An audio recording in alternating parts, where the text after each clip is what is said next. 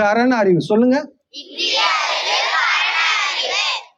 இந்த 2 அறிவுனாலதான் நம்ம வாழ்றோம். இந்த 2 அறிவு கொண்டுதான் நீ நினைக்கக்கூடிய doctor, engineer, scientist, collector, IPS இந்த மாதிரி பல நீங்க அந்த அந்த ஒரு அதிகாரத்துக்கு இல்ல அந்த ஒரு நிலைக்கு போகணும்னு ஆசைப்படுறீங்க.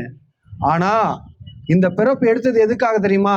ஒரு உதாரணத்துக்கு, நீ டாக்டர் ஆகுன்னு நினைச்ச, தப்பே இல்லை, சூப்பராக.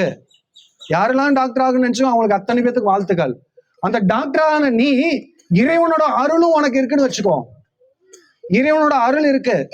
அப்ப அந்த அருள் வல்லமை என்ன அப்படின்னா, நமக்கு இந்த கரண, இது நான் சொல்றது எல்லாமே சயின்ஸ் தான், நல்லா புரிஞ்சுக்கோங்க கண்ணுங்களா. நான் சொல்றது எல்லாமே சயின்ஸ் தான். இப்போ நமக்கு இந்திரிய அறிவு, கரண அறிவு மட்டும் செயல்படுது. இந்த அறிவுல தான் நம்ம எல்லாம் படிச்சுட்டு இருக்கோம். ஒருவேளை உனக்கு அந்த ஜீவ அறிவும் ஆன்ம அறிவும் செயல்பட்டுச்சுன்னா, நீ இந்த புத்தகத்தை படிக்காமலே எல்லாமே தெரியும். ஓதாது உணர்ந்திட ஒளி அளித்து எனக்கு ஆதாரமாகி அருட்பெருஞ்சோதி. உனக்கு மட்டும் இந்த ஜீவ அறிவும் ஆன்ம அறிவும் விளங்குச்சு சொன்னா, இருந்த இடத்துல இருந்தே நீ இந்த உலகத்துல என்ன நடக்குதுன்னு உன்னால பார்க்க முடியும். அந்த அளவுக்கு உன்னோட அறிவு விளங்கிரும். சரியா?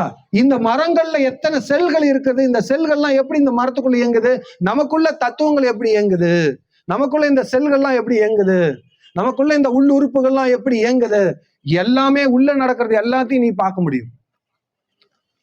ஒவ்வொருத்தரும் மனசுலயும் என்ன நினைக்கிறாங்க, என்ன சிந்திக்கிறாங்கன்னு உன்னால பார்க்க முடியும். இப்போ உங்க அம்மா அப்பா என்ன பேசிட்டு இருக்காங்க, என்ன பண்ணிட்டு இருக்காங்க, இங்க இருந்து நீ பார்க்க முடியும். இதுக்கெல்லாம் என்ன தேவைன்னா அறிவு தான் தேவை. அந்த அறிவு எதனால கிடைக்குன்னா, இந்த அறிவை கொண்டு அந்த அறிவு வளர்க்கணும். சரியா? அறிவை கொண்டு அறிவை வளர்க்கணும். அதுக்கு தான் இந்த பிறப்பு. சரி, அப்படி வளர்த்தா என்ன எனக்கு கிடைக்கும்? நல்லா புரிஞ்சுக்கோங்க. அறிவுனாலும், அருள்னாலும், கருணைனாலும், தயவு என்ற உயிர் இறக்கம்னாலும் எல்லாமே ஒரே பொருள் தான். சரியா? இப்ப நான் சொல்றதை எல்லாம் சொல்லுங்க. அருள் என்ற வார்த்தைக்கு அன்பு, தயவு, கருணை, இது எல்லாமே அந்த பொருள் தான். சரியா? அப்ப நம்மள்ட்ட இருக்கக்கூடிய, நம்மள்ட்ட அன்பு இருக்கா இல்லையா? இல்லையா? ஏன் அப்ப கேட்ட சொல்ல? நீ பாருங்க, நான் ஒண்ணு கேட்டா எல்லாரும் சொல்லுங்க, அப்பதான் நீங்க எல்லாரும் கவனிக்கணும் அர்த்தம். அந்த சைடு இருக்கும். அதுக்காக தான் நான் நேரா என் கண்ணுக்கு தெரிகிற மாதிரி உட்கார சொன்னேன். நான் அடுத்த முறையில இன்னும் கொஞ்சம் நேரா உட்காந்துக்கலாம். சரி, நம்மள்ட்ட அன்பு இருக்கா இல்லையா?